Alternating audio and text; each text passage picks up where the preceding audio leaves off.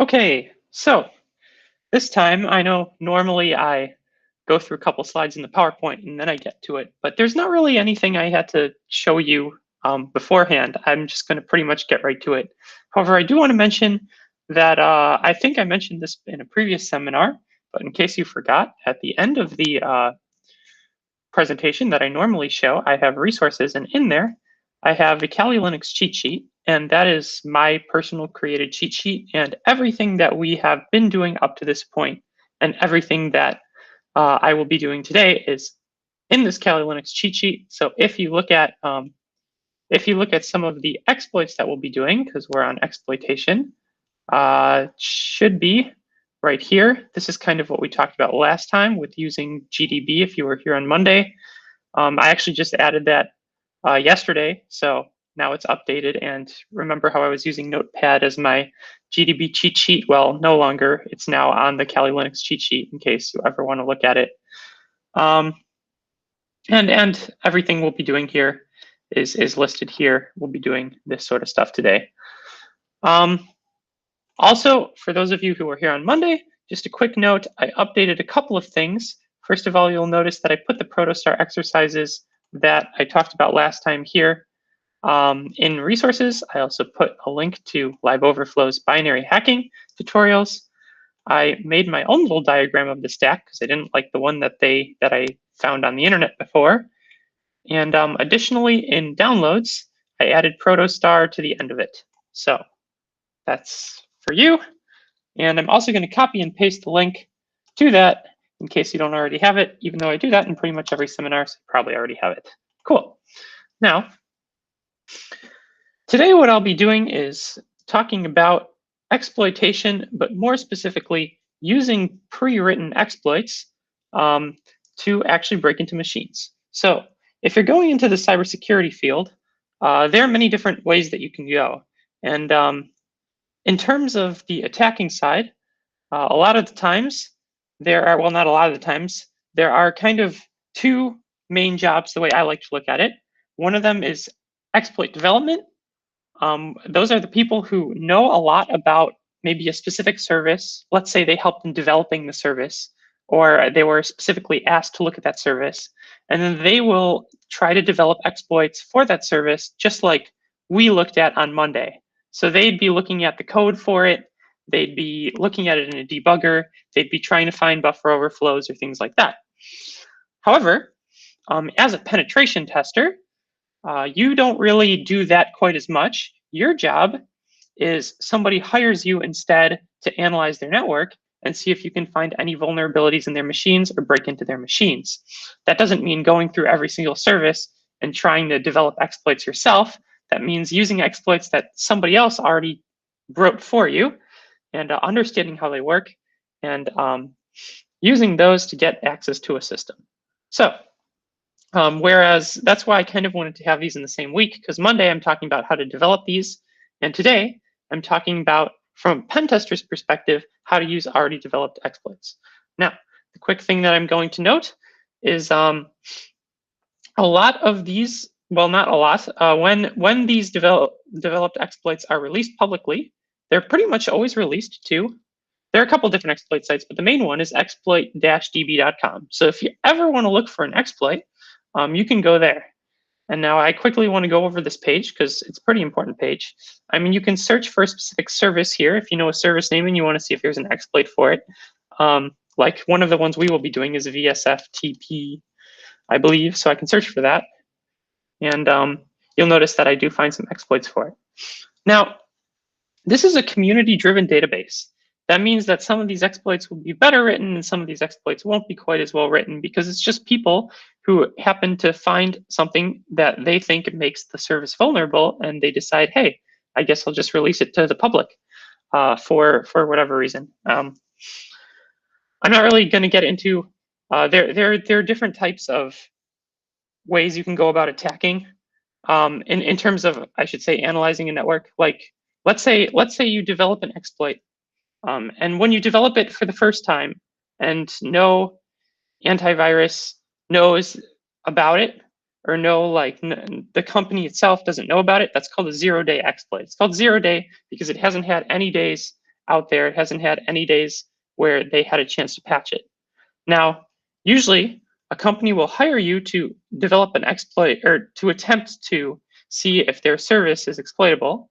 And when you do that, you'll say, hey, I found that your service is in fact exploitable, and I'll give you X number of days to patch it, meaning to make it not exploitable or to find a way to stop attackers from being able to do that. If you do that in that amount of time, then we'll release it to the public, but it'll be okay because it's fine since you already patched it. If you don't do it in that amount of time, we're going to release it to the public anyway, just as an incentive for you to actually fix it. Because from an attacker's perspective, if you found a way to break into a vulnerable service and you tell the company, they're most likely going to be lazy, or that's the thinking, is they're going to be lazy and be like, well, I'm not going to put in the effort to patch that. You just found it. It's unique to you. Just don't tell anyone about it. So that's why you usually threaten them by saying, I'm going to release it publicly in, let's say, 2 weeks. So you have 2 weeks to fix this. And then that incentivizes people in the company to actually go in and make their services better for the public and less vulnerable. So back to what I was talking about here. I went a little tangent there. Here you can see the title of the exploit. This green check mark means that it's verified. That's why there's a V here. You can even mouse over it. It says verified.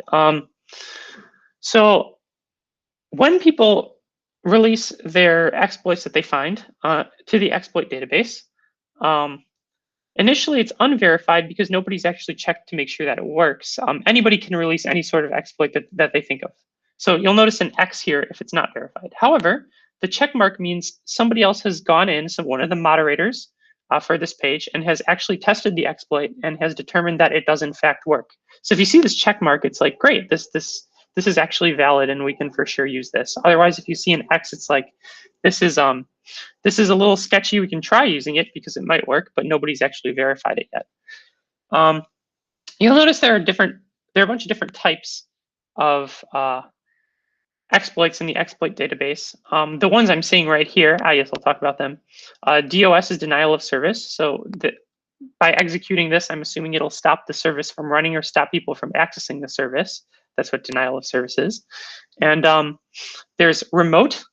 Remote means somehow you can get a remote shell to execute on the computer, meaning you can directly connect to the computer remotely and get a terminal running on it.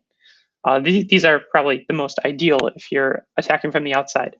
There's also something known as, I believe it would say local here, I'm not entirely sure, but privilege escalation or local exploits are, let's say you were able to get a remote shell on the machine, but you are a user without privileges, meaning, let's say on the machine, there's a root user, and then there are other users who don't necessarily have as many privileges as the root users, so they can't read, for example, password files.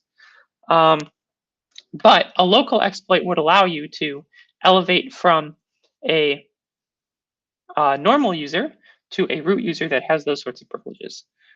So, and I'm not going to talk about those kinds of exploits actually, because I think that would be better explained in a separate seminar on privilege escalation.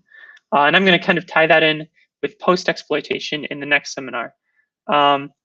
And another note, I'm not going to be talking about web attacks here because web attacks are kind of like SQL or SQL injections or file inclusion vulnerabilities. Those all, there's so many to talk about that if I were to do that, this would be hours and hours. So that would also probably be good material for a different seminar. But right now, I'll just be talking about how to use pre-developed exploits and some other ways of getting into machines. So this is kind of a fun one because we'll actually be able to get into some machines here. And by some machines, I mean Metasploitable. You can ignore this for now. I'll just close everything out and open a new terminal for us here. Nice. Okay, so what I have running Metasploitable, which is the machine we'll be attacking. And I also have Kali Linux running. Once again, I ran those using VirtualBox. And if I set up a testing environment for you, you should be able to get those running by clicking here and clicking. This will say, let's see what it'll say. It'll say start, and then you click that. Now, I'm really not going to be looking at my Metasploitable machine too much. The only thing I'm going to do with it is I'm going to log in, first of all, with MSF admin username and MSF admin password. I just have to type it twice. I already did that, so I'm already logged in. And I want to figure out the IP address of this machine because this is the machine I'm going to be attacking. So normally we talked about this in the information gathering seminar, but when you begin to analyze network, the first thing you're probably going to do is you're going to do a ping sweep of the network to see what sort of machines are located on the network. So if I see the network I'm attacking by looking at my IP address, the network I'm attacking is, well, since my machine is 10.0.2.7, I can find the entire range of IPs in this domain by going 10.0.2.1. And that's going to go from 10.0.2.1 to 10.0.2.255 if I do /24. So if I do a basic ping scan, I'll notice that one of the machines on there is 10.0.2.5. So, and then the other machine that's on there is my machine. And then this is just like the default gateway, so we don't really worry about that too much. I don't know if that's the proper term for it, but that's not one of the machines. These two are the actual machines on the network. So obviously, this is the one we're going to be attacking here. Another way I could find that is by going to, I tried ifconfig. It works on some Linux distributions. It actually did work here. It doesn't work on others. The safe one is IP-ADDR or IPA. It works on all of them. And you'll notice with both of these, I can find the IP address if I look under. My mouse kind of disappears, so you won't be able to see it. I'm sure there's a way I could change that, but I'm not going to bother. If you look under F0, that's connected via Ethernet. Of course, it's virtually connected via Ethernet. It's not actually connected via Ethernet. And then you can see under INET, it says 10.0.2.5. So we know that's our IP address of this machine that we're going to be attacking. All right, without further ado, that was kind of a review. I want to get into the good stuff. Let's close that. I already conducted some preliminary scans that I am going to mention here. The first scan that I conducted was a very basic Nmap scan. I literally just said Nmap 10.0.2.5. And then I did all ports to see exactly what's open on all the ports.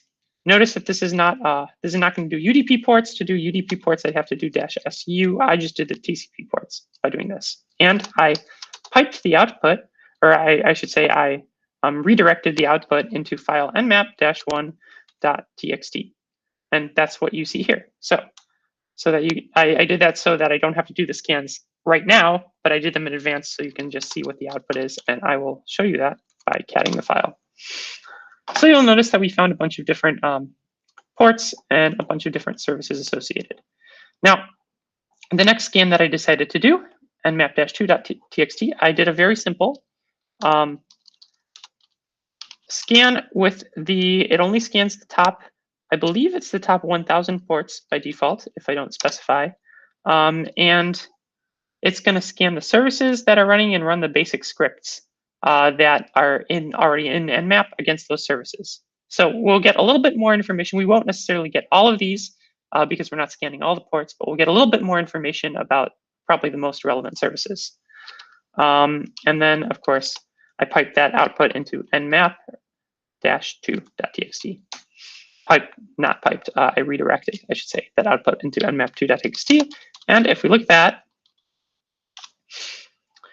you'll notice that we get some more information about these services. Like, for example, here we only knew that on port 21, there was service FTP. Now we know that on port 21, there is service FTP. However, here's the version of the service. Note that anonymous FTP login is allowed, so we can already use that to see if there's any sort of directories that we shouldn't have access to via anonymous login. So it gives us more options, better understanding of what's happening on the system. Anyway, today I'm going to be going over I'm basically just going to be going through this, the Metasploitable to Exploitability Guide. I think it's pretty comprehensive, so it's really good. It shows you a lot of different ways that attackers use to get into a system.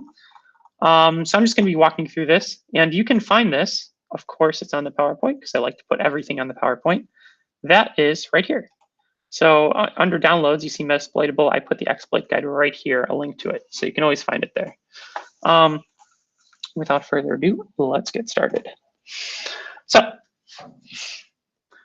the first thing we're going to do is, or the first thing I'd like to showcase is you'll notice that here we have 512, 513, and 514 TCP open. Now, back in the day, before SSH was a thing, now we use SSH to securely access remote machines. They used something called RLogin. There were a bunch of different R tools.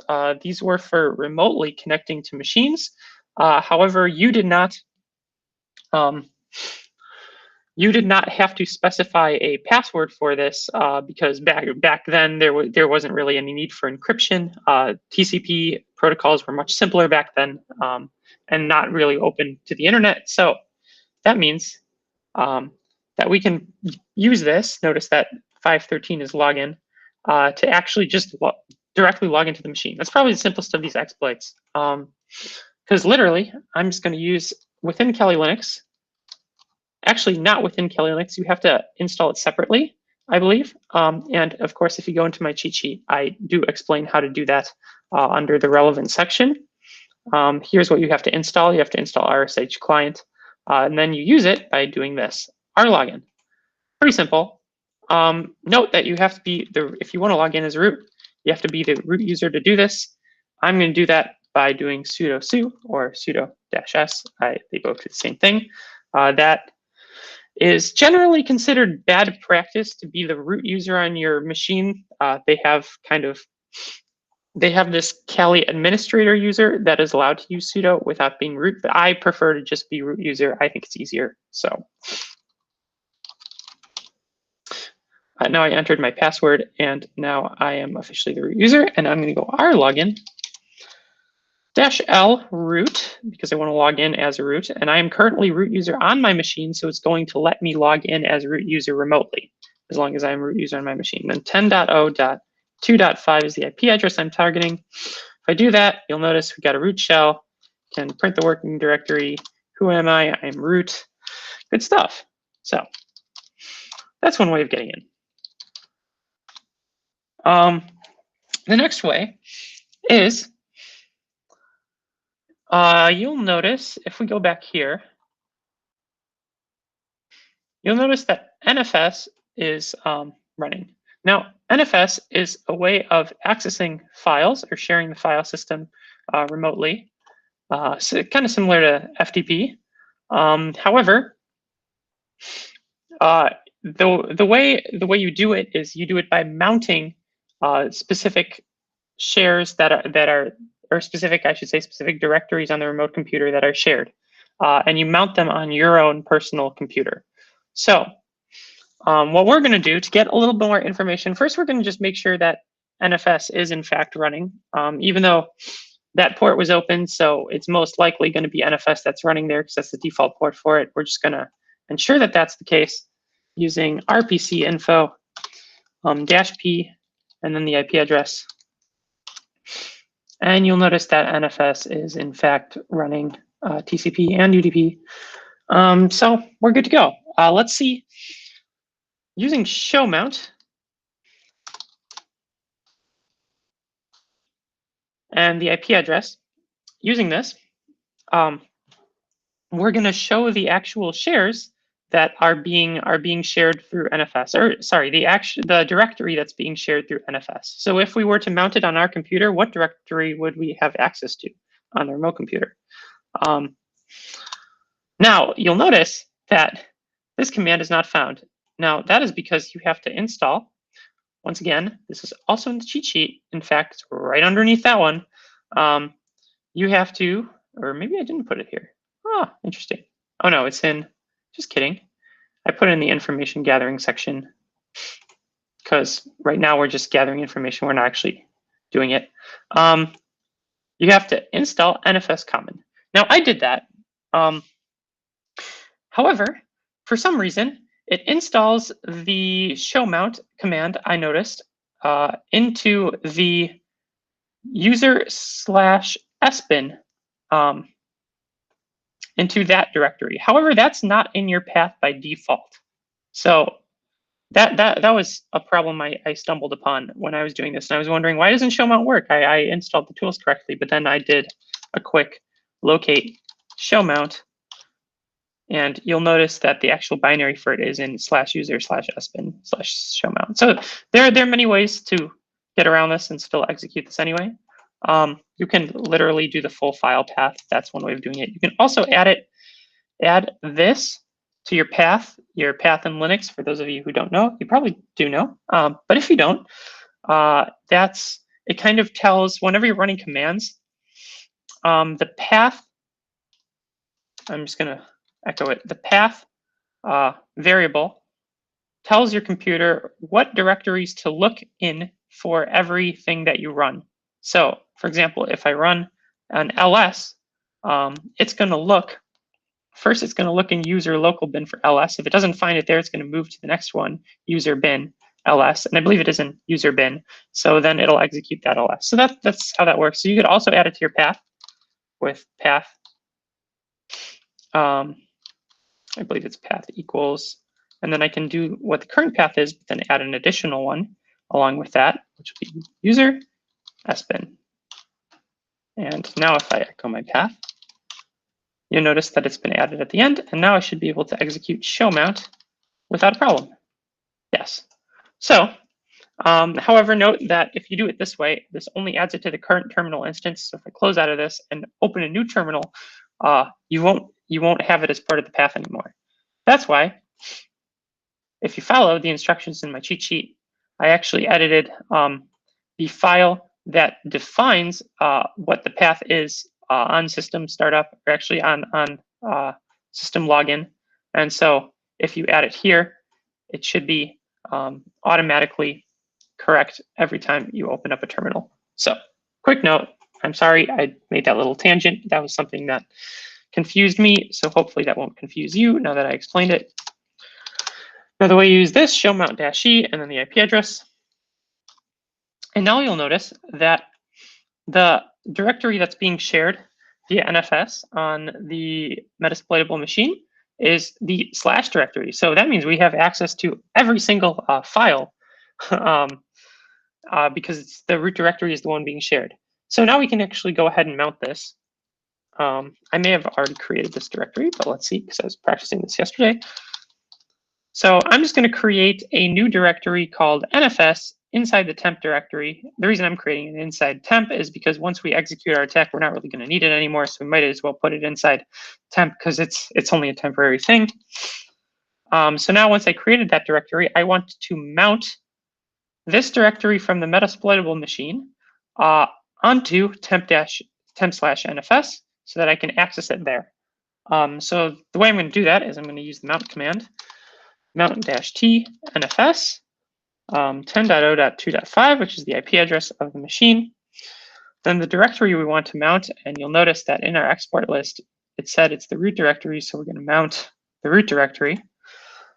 And then we're going to specify the mount point, which is the folder we just created. And the reason it says failed is because I forgot to execute this with root privileges. So if I add a sudo, then it should have done it correctly. Now, if I actually go to /temp/NFS, you'll notice here I have the base file system. Sorry, here I have the base file system of the Metasploitable machine. Now, this allows us to edit all the files that are on the machine, which is probably good enough for you.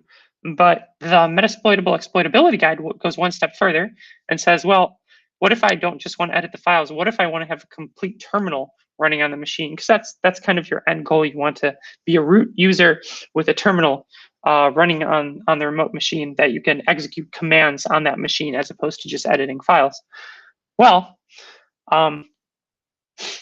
what they did is they created a new SSH key and they added it to the list of SSH keys in here. I'll show you how to do that in a second. And then they just SSH'd into the remote machine. So we'll do the same thing.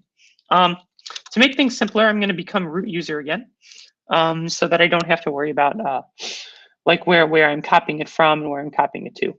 I'm just following the exploitability guide. They did it as root user, so I'm just going to do that for the sake of making it easy. And now to generate a new SSH key, I'm going to go SSH-keygen. Yes, we do want to save it in the default location. We're going to enter a passphrase. I'm going to just hit enter so that the password is blank. There's no passphrase. Nice and easy. And now we should have generated our SSH key. And now the public, of course, an SSH key, just like any other key, if you're familiar with encryption, has a private and a public portion to it. So the public key is stored in this directory. It's stored in our home directory .ssh and then id rsa.pub. That's where all of our public SSH keys are stored. So, and then on a Linux machine, where the authorized keys are stored, so the keys that are authorized for other people to be accessing our machine through SSH is in /root/dot, or in other words, in the home directory for root, .ssh, and then authorized keys. So what we're going to do is we're going to copy that key, the public version of that key that we just created, and we're going to add it to the authorized keys of our metasploitable machine. And since we have access to the file system and we can edit files, we can add our key to the authorized keys of that machine. So once again, our key is located at .ssh id rsa.pub.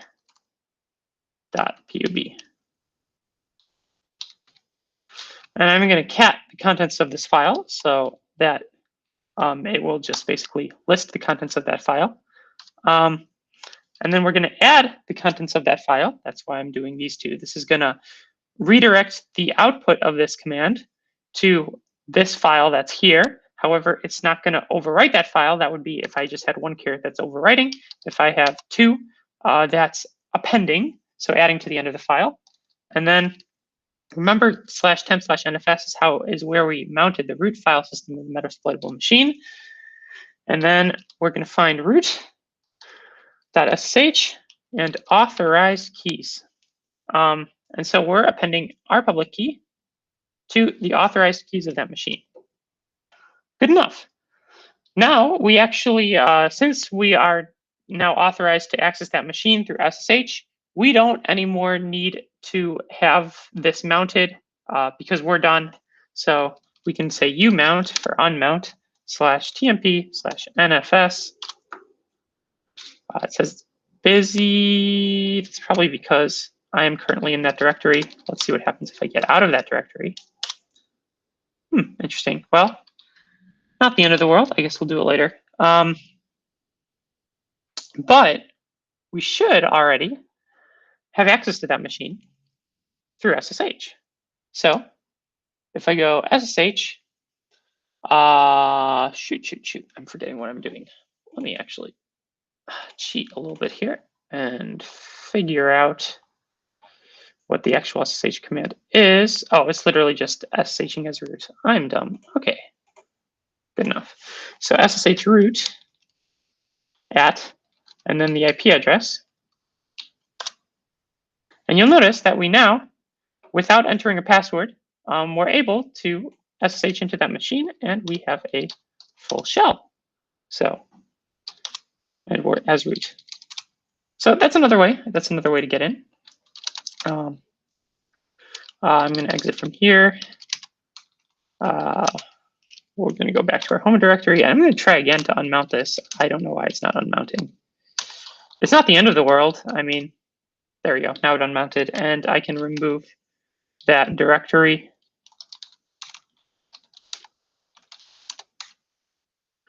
So now we completely cleaned up, and we don't have that directory mounted anymore. So yeah, that's another way to access it.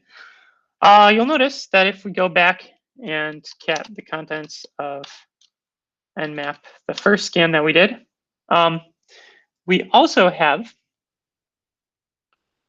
1524 TCP open.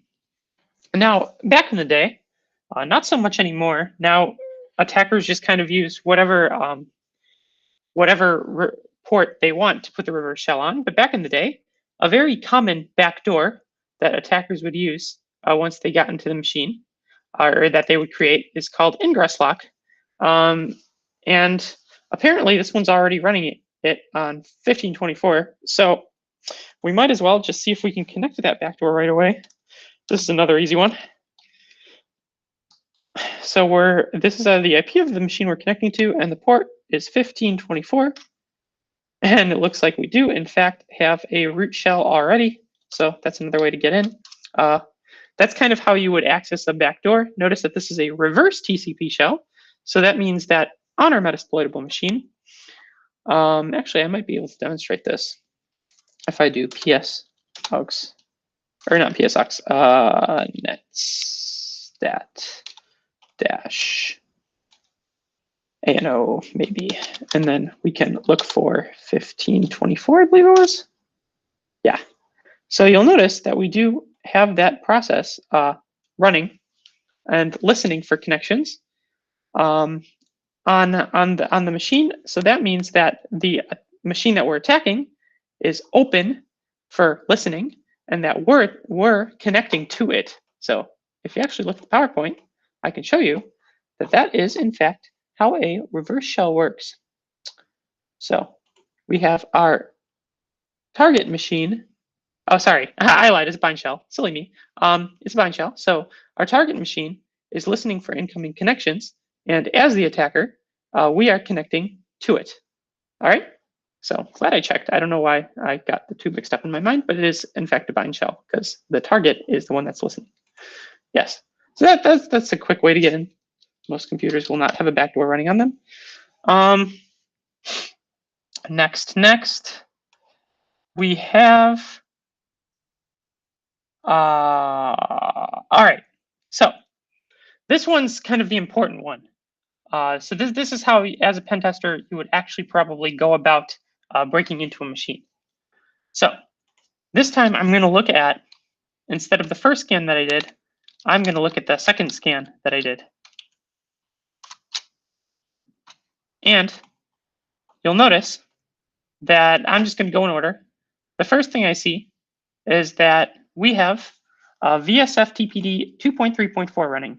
Now, knowing the version of the service, the FTP service that's running there, I believe I also demonstrated this in the first seminar, we're going to see what sorts of vulnerabilities there are for that service. Now, there are a couple ways of doing this. My preferred way of doing this is literally just going to the exploit database and searching what I searched, VSFTPD 2.3.4. You'll notice that there is backdoor command execution of type remote. So that's what we're going to be using. However, another way of doing it is in Kali Linux. There's a command called search exploit, and that literally just searches this exploit database. So if you don't feel like going to Google and you want to just search whatever you want to search here, I can search the exact same thing here. And it'll give me the exact same entries. And it'll also tell me where they're located on my current machine. Because all of these exploits that are in the exploit database have local files, or are located locally on my machine. So what I like to do is I like to go here, read through the exploit here, and then if I like it, I'll figure out where it is with locate. Looks like we're looking for 17491.rb. And then take this, and I'm going to copy it to my home directory so that I can then use it. So what I did is I did cp, paste, dot to copy it to the current directory that I'm in. Or like this, copy it to my home directory, same thing. And now I have it right here. Now, you'll notice that if I look at this, it is a Metasploit module. So Metasploit is, I believe I mentioned this earlier, but Metasploit is a common tool used by attackers to really easily ease the process of breaking or exploiting vulnerabilities. So first, somebody will develop an exploit and release it on here. And then somebody else will decide, well, hey, this is a super common one, and I want to make it really easy for attackers to use this. So then they create a Metasploit module. And then instead of having to look through the code and figure out how everything works, you can just use the MSF console, which I will demonstrate in a second, to access the machine that you're attacking. However, in this case, I'm going to show how to use Metasploit on a different attack. In this one, I want to show you how you would do it, let's say, if it didn't have a Metasploit module, by actually reading through the code and figuring out how it works. So that's what we're going to do. Normally, if you were an attacker and you found some code that somebody posted online, you'd have to read through it and figure out how it works. So it looks like our exploit starts here.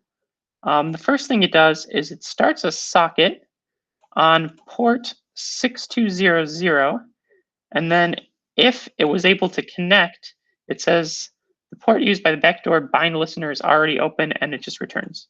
So we're going to kind of ignore that.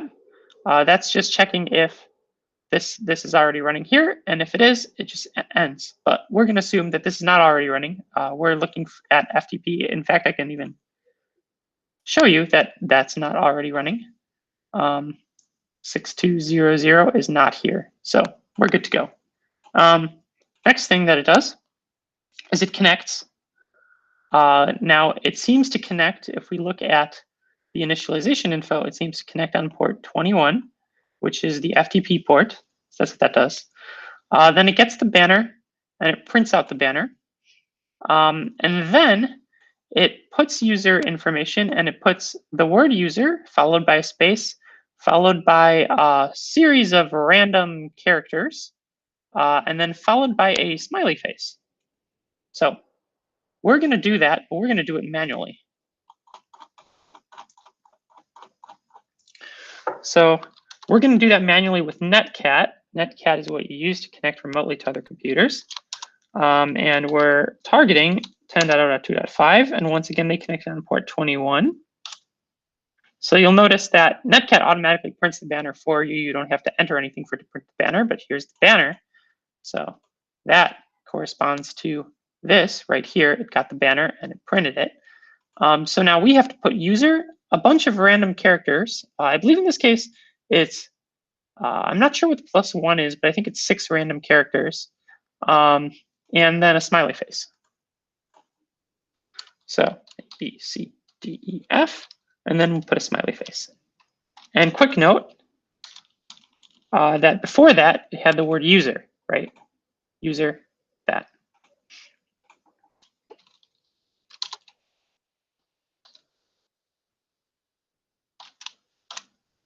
All right, now it says please specify the password. So if we go back here,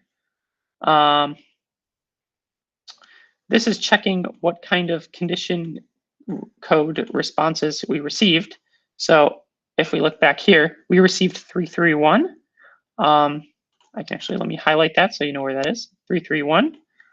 If you received a response like this, then that means the server is configured for anonymous login only. And then if it's this, then it just didn't respond as expected. The next thing we do is we put pass, then the same, another string of 6 random alphanumeric characters. So let's do that. I think it's 6. It doesn't matter, it works anyway. And now you'll notice it kind of hangs. And now it says, do not bother reading the response from password, just try the backdoor. So apparently what we just entered starts a backdoor, and it seems to be listening on port 6200. So now we should have a port on 620, backdoor on port 6200. But let's see if it's listening. Let's see how it actually handles that. So it just prints it has been spawned, and then it calls this function, which is down here, and it just puts in the ID command, and it basically checks whether it received the string UID equals, which is what you would receive if you would if you were to type in the ID command on a computer. And if it does not receive that, then it says that's not a shell because I should have received the response to this. Otherwise, it just prints out the UID, and it seems like we have a shell. It just goes to the handler. All right. Actually, quick note, before it goes to the handler, it throws in whatever payload you specified. So in Metasploit comes with a bunch of predefined payloads. And the one by default is just going to be a regular shell, but you can change that. And if you change that, it'll execute the payload here, the payload code, and then that's how you would be able to get different types of shells on the computer. So I will get into that kind of in a second. Right now we're just doing basic shells. So we're not going to worry about this. We're just going to connect, and we should already have a basic shell on that computer. So I'm just going to kind of leave this open and ignore it. And a different one, I'm just going to do a quick Nmap scan to make sure port 6200 is in fact listening. So that's port 6200, and then the machine we're connecting to, it does seem to be open. And now if we connect to it,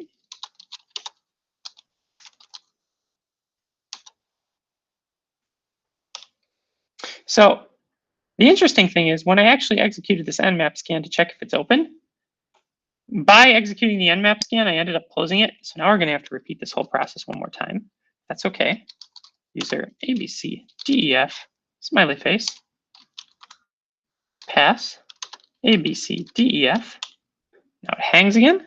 And now if we try to connect to it, you'll notice that we have no, it's just hanging there. But if I end up typing in some commands like ID, we do get UID equals 0 root. And now if I want a prettier shell than that, I can do --i, and I get a nice pretty shell that lists what directory I'm in. And I can execute commands as usual. So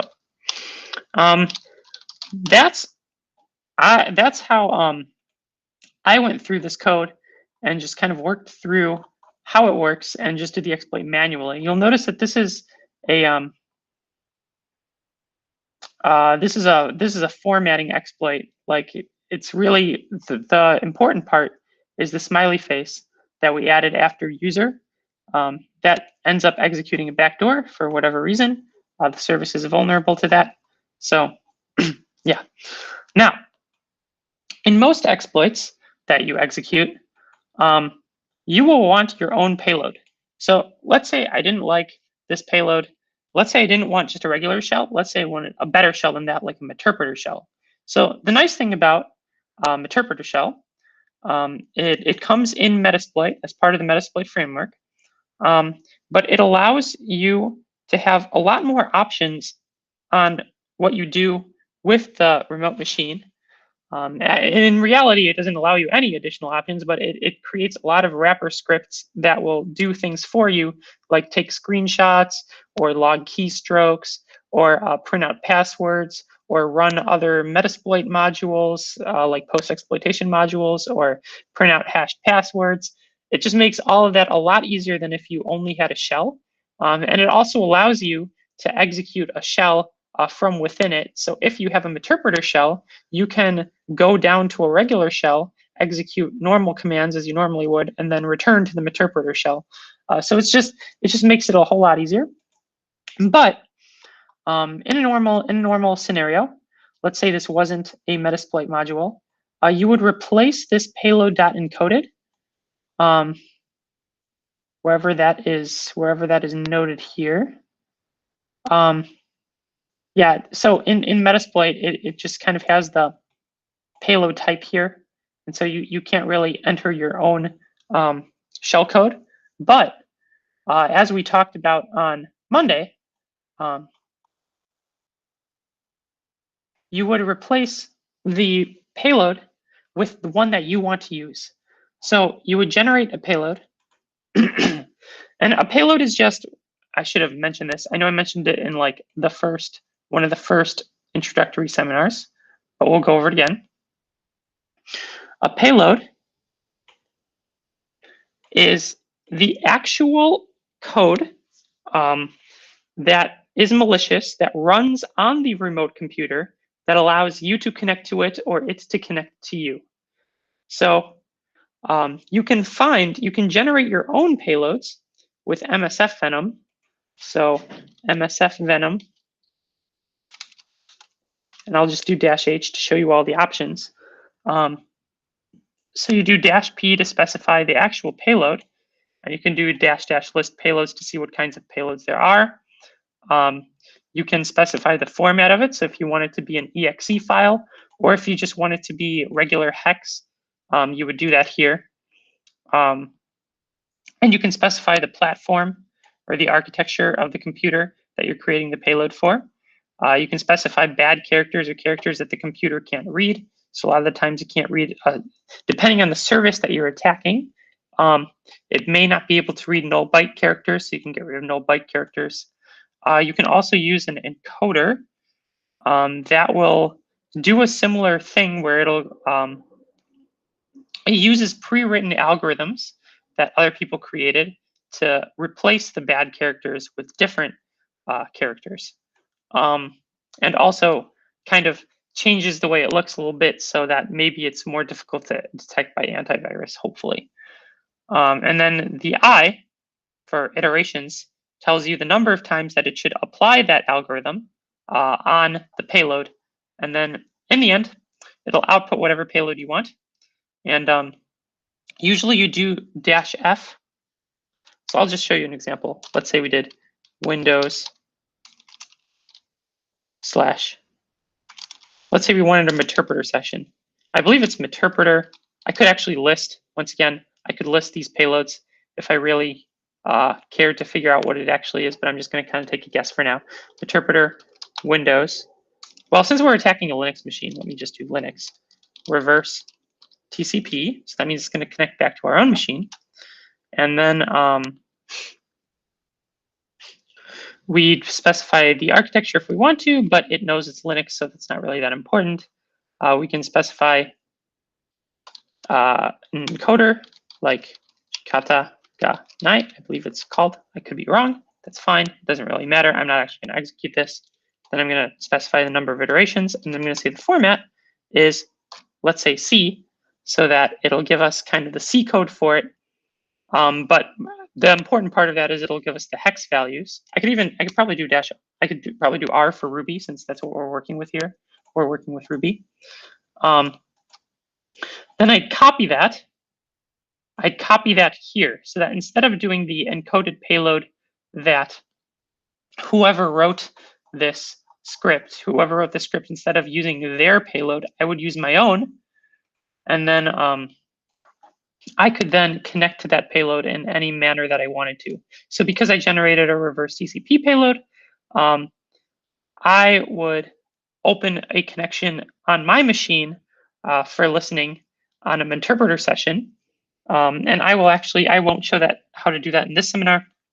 I'll show how to do that when I do social engineering, because in social engineering, a lot of that is trying to get somebody to execute malicious code on their machine, and you'll have a listener on yours. I also showed that in the first seminar, if you want to go back and check it out, when I used in Metasploit, when I said use exploit multi-handler. That's the creating the listener that this is going to connect to.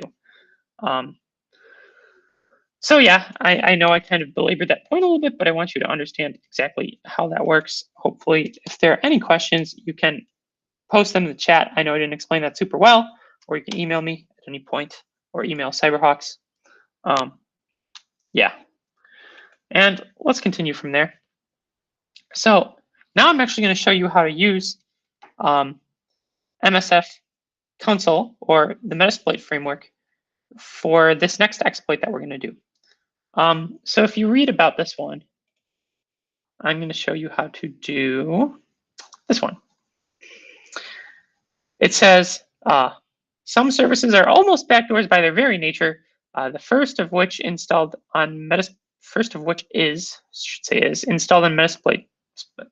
No, the first of which installed on Metasploit 2 is dist ccd.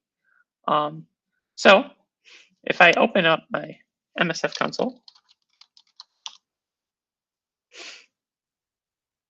and you'd figure this out similarly to how you figured out the last one. So you'd probably be going through these services. You'd be like, oh, This service happens to be,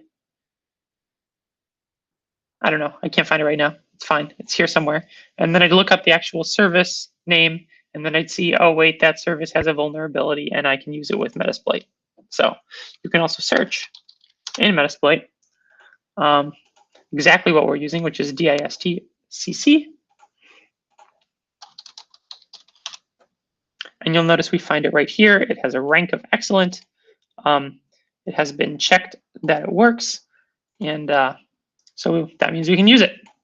Now, to use an exploit in Metasploit, once again, Metasploit is a framework that makes it a lot easier to execute exploits that otherwise you'd have to go into the code, figure out how it works, replace their payload with your payload, and do all that stuff. But Metasploit kind of handles it all for you on the back end, and all you need to do is go through the process of setting up the settings the way you like them, and then exploit. So we're gonna say use to use this specific exploit. We're gonna copy and paste that. Great. Now to see what options I have with this, I can say show options, plural, and then that tells me that I have to set the remote host, so that's the host that I'm attempting to exploit, set the port, which is 3632. We're going to just use the default port. Actually, I can find the service on here. On our more detailed service scan, it didn't show up, but on our scan of which ports are open, we noticed that it is running dist ccd on 3632. But to set any of one of these options, I type in set, then the options, and then the IP. Notice that this is our host plural, meaning if I wanted to attack multiple computers at once, I could do that. I believe you comma separate it, but we're just attacking one for now, so we're just setting it to this. And then we should be good to go. I believe you can show which payloads are actually available to be used with this exploit by doing show payloads. So you'll notice that none of these allow me to use a interpreter shell, but I can do different types of shells like bind Perl, bind Ruby, generic, reverse bash. Whoops, I did not mean to do that. There you go. By default, it's just going to use a reverse bash shell, I'm pretty sure, or it'll use a reverse command shell. So we don't have to mess with that. I could, if I wanted to set the payload to something else, I'd say set payload, and then I could choose any one of these that I wanted to choose. However, we want a regular shell, so I'm not going to do that. I'm just going to hit some exploit modules support check, which means you can check if the machine is vulnerable without actually attacking them. So that it basically just checks if the target machine is vulnerable, and if it is, it tells you, and that's nice because then you don't end up actually attempting the attack on the remote machine and maybe it's showing up in their log files only to realize that the attack doesn't work. Because that'd be pretty bad if you tried to attack them, it didn't work, and then showed up in their log files, hey, somebody is trying to do this to me or trying to attack me here. But this says it is vulnerable, so then you can either type in run or exploit, either one does the same thing. And then it actually failed. That is interesting. Well, in theory, it should work. I'm kind of confused as to why I didn't. Maybe I do have to set a payload. Let's do that.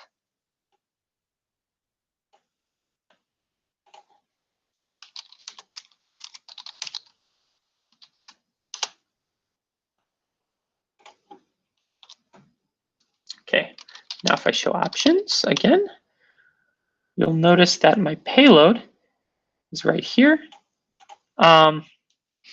It looks like the port that it's going to connect back on is 4444.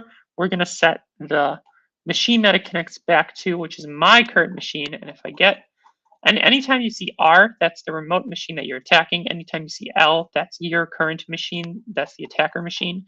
So I'm going to get my IP address really quick. 10.0.2.7.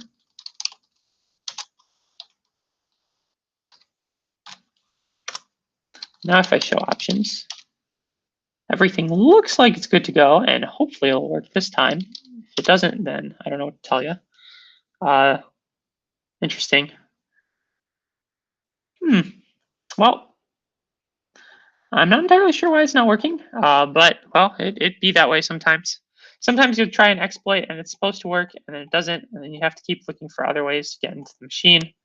I'm not entirely sure why this is working. Maybe I'll look into it later and figure out what's going on. It might actually be the way I set up my environment, that my Metasploitable machine does not have access to my Kali machine. That's quite possible. In that case, I'd have to try bind shell. Yeah, but I'm not going to belabor that point too much. You get the general idea of how that's supposed to work. The next thing that we can do, I actually am going over time. I thought I'd actually be able to cut it down to an hour this time, but knowing me, that's never going to happen, is it? So if we look at the next one,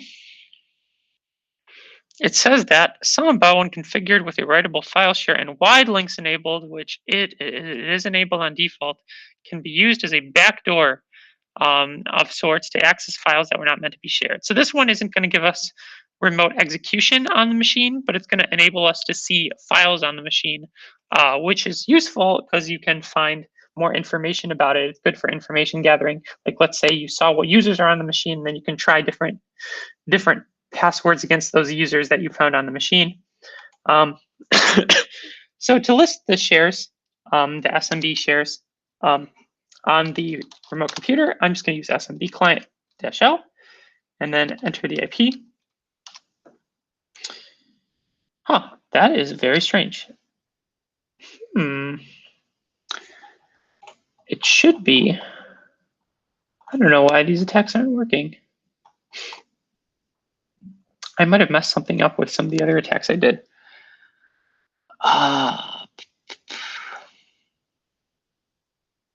Well, ideally, that should have worked, but if not, I can talk you through it at least. I'm not sure why that's not working. Maybe if I do it with sudo privileges, that'll change something.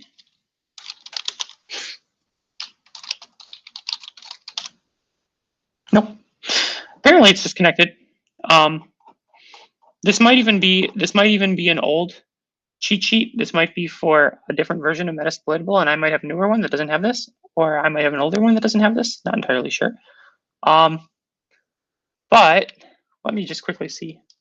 SMB default port 445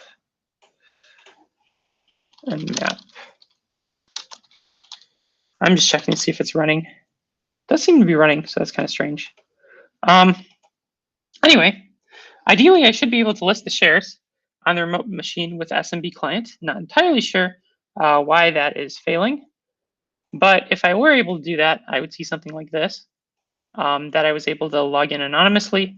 Maybe it just doesn't support. Well, it still shouldn't be giving me that error, and I'd be able to see that temp and opt are two shares that I can access, and then using MSF console, I can perform a scan to see whether I can access the root file system from any of these shared directories. So using the wide links. And there's already a module in Metasploit available for that. In auxiliary, admin. Now, if I can't connect to it with SMB client, this might actually not work, but we're going to try it anyway just for fun. Actually, let's show options hosts.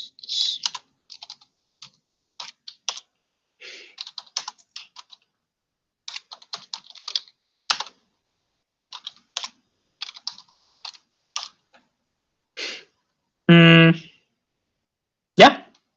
All right. So it was actually able to do it, looks like. And it was able to use wide links to access the root file system from temp. So it looks like we were actually successful at doing that. I'm not entirely sure why my SMB client isn't working. but we're gonna try the next step anyway. So once I know that, the root file system is accessible from there, then ideally I should be able to connect to this directory using SMB client.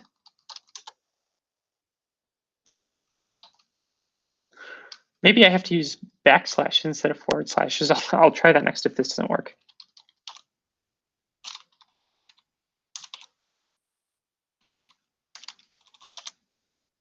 Yeah, no.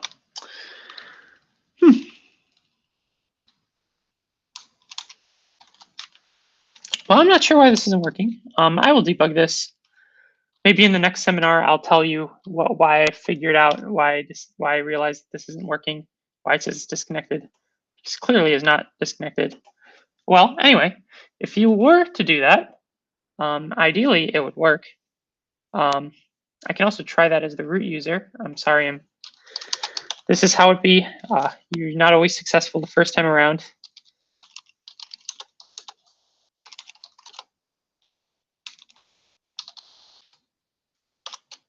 Yeah, no, I don't know. I give up on that for now. You should get anonymous login, and then you should be able to change directory into the root file system, and then basically display the contents of any file you want. In this case, they displayed the contents of the password file, which would give you the users, all of the users that are on the machine, like for example, root and these. The next thing that they mentioned is some weak passwords. However, they did not actually mention how to exploit these, so I will show you how to exploit these. Very common type of attack to check for weak passwords is known as a brute force attack. So what brute force means is it means I'm going to try every single possible password combination and see if any of them work. Now, if you go to my cheat sheet, I have a whole section on brute force attacks at the very bottom. And you'll notice I have them for different things. Like if you have a login page, but I'm not going to be talking about that because that's more of, that's a web attack. But here we're going to be specifically looking at trying to brute force an SSH, or a secure shell username and password. So when you SSH into a machine with username and password, you'd use the username and password of a user that is on that machine. And so I'm going to try a bunch of different password combinations against a user and see if I can crack their password. Now, normally, you'd use a word list for this. And if you go to, actually, I'm just going to more.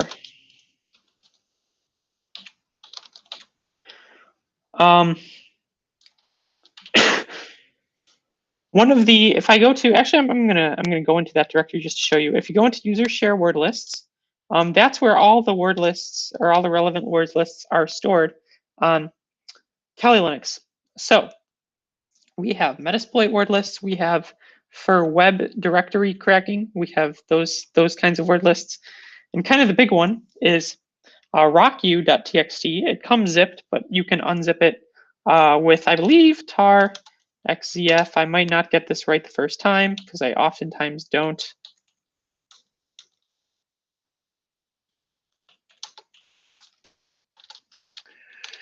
Txt gz. Yeah, I didn't get it right. xvf probably. Yeah, I don't know how to unzip that off the top of my head, but I can look it up. Unzip gz file Linux. They actually, I just participated in the CyberForce competition as a red teamer, and they had a meme on there that if you can do a tar command off the top of your head without looking it up, then you are a god. XF, that's what it is.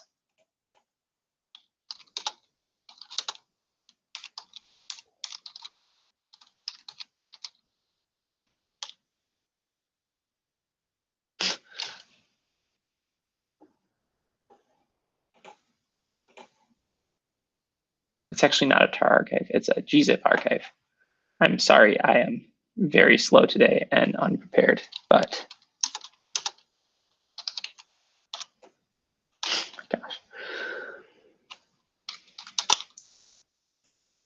Slowly but surely, we have successfully unzipped this, so now we can actually read it. And you'll notice that here are like the top, I think it's the top 1,000 default passwords that everybody uses. So if you're ever trying to brute force, the way to go is to try using this as your password list, or you can use it as your username list. But usually if you'd find the names of known users, let's say using the last attack that we did on a computer that you're targeting, then you can use a brute force attack and use this password list and try it against all these different passwords. And now I'm going to stop this from doing that because it's trying to print out all the passwords, but there are so many passwords that that's going to take forever. But let's say I'm just for the sake of demonstration, we're going to use Hydra, and we're going to attempt to log in as one of the users on the machine and see if we can find a weak password. So, assuming we already found a way to figure out the users that are on the machine, we would ideally during the information gathering portion, we would figure that out. Then we could specify a user file where we just enter all the usernames, or we could try a specific username with a lowercase l. And then same thing with password. We could try a specific password with a lowercase p, or we could try a password file with an uppercase p. So in the password file, I'll just use user share word lists, and then I'll do that password file that we were looking at, which is rocku.txt. And then you enter the remote computer, and then you say you want to attempt to attack SSH. So now I could run this, but it's going to take absolutely forever because I'm basically trying every single one of those passwords against root. And it might take like 5 or 10 minutes, but I don't want to keep you waiting there. So I already know that username user with password user is an option. So I'm just going to quickly create a user list .txt. And I'm just going to put user in there, and maybe I'll put some other ones just to show that they don't work.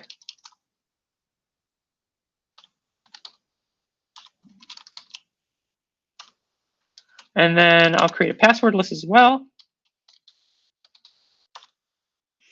And the correct one was user, password, blah, blah. I'm an admin. So let's say you have your user list and your password list. We're going to use Hydra -L with our user list -P with our password list, and then 10.0.2.5 with SSH.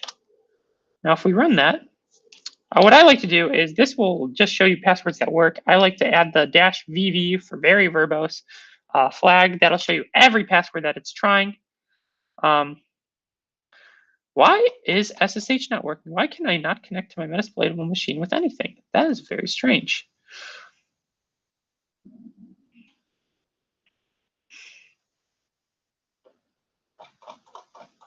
Wow, I don't know why all my attacks are not working today. I'm assuming I did something bad to my metasploitable machine. Because ideally that should work.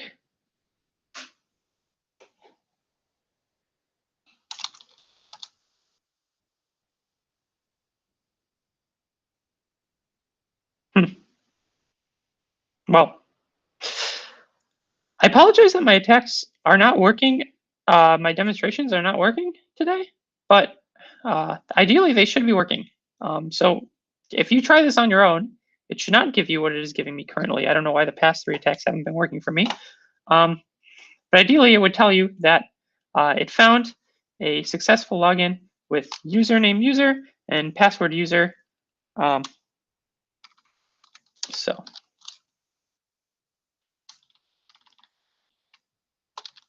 let's just test that. Okay, that's what it's supposed to show. I don't know why the last one didn't work. I don't know why my user list and password list didn't work. However, if I just try username user and password user, it'll say that it tried it and it was successful. Maybe if I just put one username and then type the password list. Yeah, okay, that worked. So I suppose you can't, I suppose I just now learned that you can't try combinations of username lists and password lists. You can either try one or the other. At least that's what it looks like, unless it wasn't working before and for some reason decided to work now.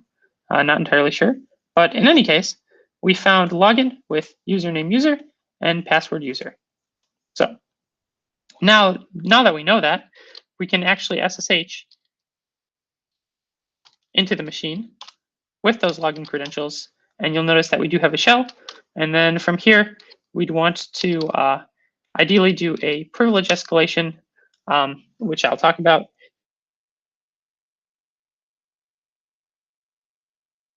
Seminar on how we do that. And I'd use that.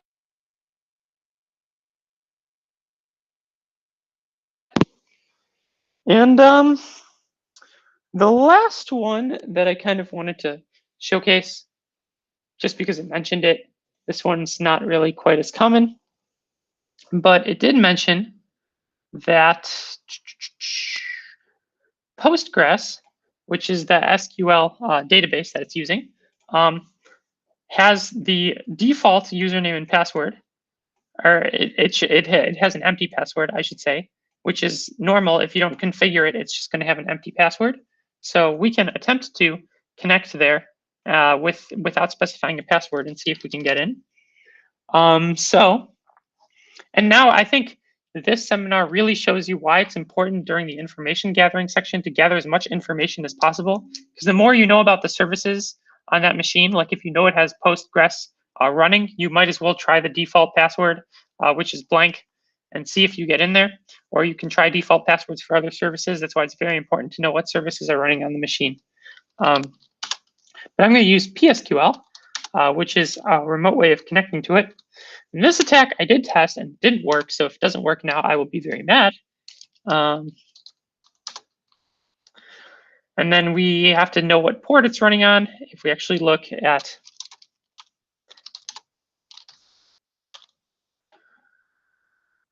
PostgreSQL, it's running on 5432.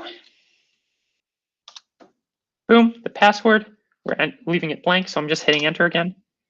And it's giving me an error, which is hilarious because I literally did this earlier today and it worked. So I don't know if I somehow messed up my Metasploitable machine with one of the attacks I did, which is actually quite likely. But or actually, it might have been username Postgres password Postgres. That might have been yeah, that was actually it. I lied. Huh. Oh no, I lied. My SQL service is open with username root and an empty password. However, the PostgreSQL service is username PostgreSQL or Postgres and password Postgres. So whatever. There you go. From here, I can do any Postgres commands, and I'm not really that familiar with those, but you can always do the help and see what you can do with this. And then you could use SQL commands to maybe modify the database in some way.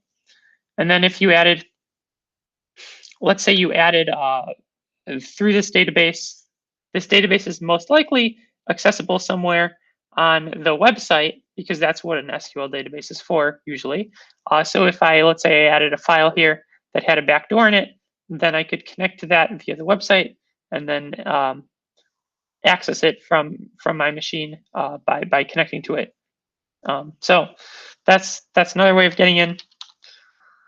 Not going to really belabor that point too much. Yeah, so I think that will conclude this seminar. I showed you a bunch of different ways of getting into machines. I'm sorry that I think 2 of the attacks that I tried did not work for some reason. The SMB client did not work. I'm wondering if it might be a problem with the SMB client on my machine. And then one of the MSF console ones, or the Metasploit ones, didn't work. I apologize for that. But ideally, you should understand the process because the process is similar no matter what kind of machine you're attacking. These are some of the ways that you would get in. Once again, my Kali Linux cheat sheet is if you go to the end of the PowerPoint and go to resources, it's right there. And it has all of these on here. So if you go to the exploitation section, if you go to brute force, you notice that I had that command there. If you go to exploitation, you'll find what we talked about last time with using GDB. You'll find some other debuggers that I played around with and some of the things some of the notes I made for myself while I was doing that. One thing I didn't talk about in the last seminar, I guess I might as well mention it really quickly. If you were here on Monday, is the way we figured out the offsets for buffer overflows is we entered, if you remember, we entered a bunch of characters, A, B, B, B, B, C, C, C, C, D, D, D, D, right? But let's say you have ginormous buffer overflows, so you have to type in way more than the alphabet. It doesn't make sense to just keep typing in combinations that you come up with yourself, because that's a waste of your time. Like then you'd go A, B, B to figure out where you are. Instead, what you would do is you can use in Kali Linux, there are some Ruby scripts that you just put the buffer length for how long you need your random sequence of characters to be. And then from there, you'd put that in, you'd execute it with the debugger, you'd see where it fails, right? Like we did. We saw it failed at the Q or at the T or whatever it was, depending on the example. And then you'd use this script, enter where it fails, and it'll actually give you the offset so that in your Python script, you could go print A, and then you just put the offset, the number of the offset, instead of having to actually figure out where the offset is by typing in all those A's and B's and C's and then trying to calculate that offset yourself. So that's just a useful thing to note. I also, here's where I talk about shellcode generation using MSF Venom. Like I talked about, usually you'd like to replace the payload that you were provided with your own payload, so you can connect in any way that you would like. And I have a couple other useful things on here. This is all client-side stuff, so that's all social engineering, which I'll talk about in a different seminar. But here's like the rlogin thing that we did. Here's the insecure NFS that we did. So yeah, everything is basically in the cheat sheet. I guess I don't have really much more to say. If you have questions, please message in the chat. I'm going to try to figure out why the 2 attacks that I tried did not work, and maybe I'll talk about that briefly at the beginning of the next seminar if I can figure it out. But aside from that, I guess that'll be it. So I'll stay on for a bit in case anyone has questions, but thank you for watching, and I will conclude for today. Have a great day.